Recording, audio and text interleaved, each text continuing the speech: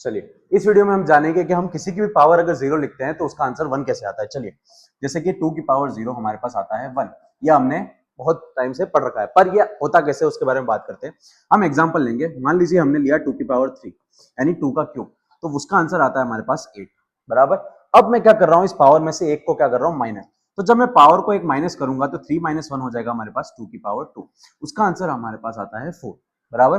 अब मैं एक पावर को और क्या कर रहा हूं माइनस, तो 2 माइनस 1 करेंगे तो हमारे पास आएगा 2 की पावर 1, जिसका आंसर आता है हमारे पास 2।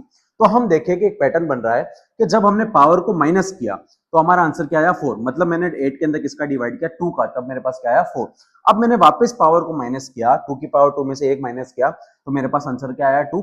मतलब जैसे मैं पावर माइनस करता हूं, जो आंसर मेरा आने वाला था उसके अंदर वापस मैंने किसका किया 2 का डिवाइड, 4 के अंदर 2 का डिवाइड करेंगे तो वापस क्या आएगा 2।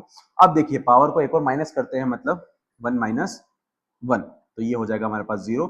मतलब हमें इस पहले वाले आंसर में से वापस किसका डिवाइड करना पड़ेगा 2 का, तो हमने वापस 2 का डिवाइड किया तो हमारे पास क्या आया 1। अब देखते हैं कि किसी की भी पावर माइनस 1 हमारे पास क्या होता है 1 अपॉन दिस वैल्यू। जैसे कि हम यहाँ से वापस एक पावर माइनस करेंगे तो ये हो जाएगा हमारे पास 0 माइनस 1, तो हो जाएगा हमारे पास माइनस 1। अब हमें क्या करना है, जैसे ही हम इस पैटर्न के अकॉर्डिंग चल रहे हैं तो जैसे ही मैंने पावर एक माइनस की तो मुझे इस आंसर पहले वाले आंसर में से क्या करना है डिवाइड बाय 2, तो ये क्या आ जाएगा हमारे पास 1/2।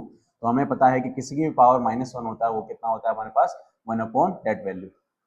तो ऐसे ही हमने यहाँ पे दो चीजें सीखी कि किसी की भी पावर जीरो हमारे पास क्या होता है 1, और किसी की भी पावर माइनस 1 अपने पास क्या होता है 1 अपॉन दैट वैल्यू। एक और एग्जांपल हम देख लेते हैं। फॉर एग्जांपल 3 का क्यूब, 3 का क्यूब होता है हमारे पास 27। अब जैसे ही मैं एक पावर माइनस करूंगा तो ये आ जाएगा हमारा 3 का स्क्वायर, तो 3 का स्क्वायर हमें पता है 9, मतलब हमने 27 जो पहले वैल्यू आई थी उसके अंदर किसका डिवाइड किया हमने 3 का, तो हमारे पास क्या है 9। अब मैं पावर एक और माइनस कर रहा हूँ तो ये हो जाएगा 3 की पावर 1। अब मेरा आंसर क्या आने वाला है, जो पहले आंसर था उसका डिवाइड किससे किया मैंने 3 से, तो हमारा आंसर कितना आ जाएगा 3। अब मैं पावर में से एक और माइनस कर रहा हूँ, मतलब 1 माइनस 1 0, मतलब वापस 3 में किसका डिवाइड होगा 3 का, तो 3 डिवाइड बाय 3 क्या हो जाता है 1। अब एक और पावर माइनस की तो 3 की पावर माइनस 1, तो हो जाएगा अपने पास 1/3। तो यहाँ से हम दो चीजें सीख चुके हैं, किसी की पावर 0 1 कैसे होता है और किसी की भी पावर माइनस 1 1 बाय अपॉन में डेट वैल्यू कैसे होता है।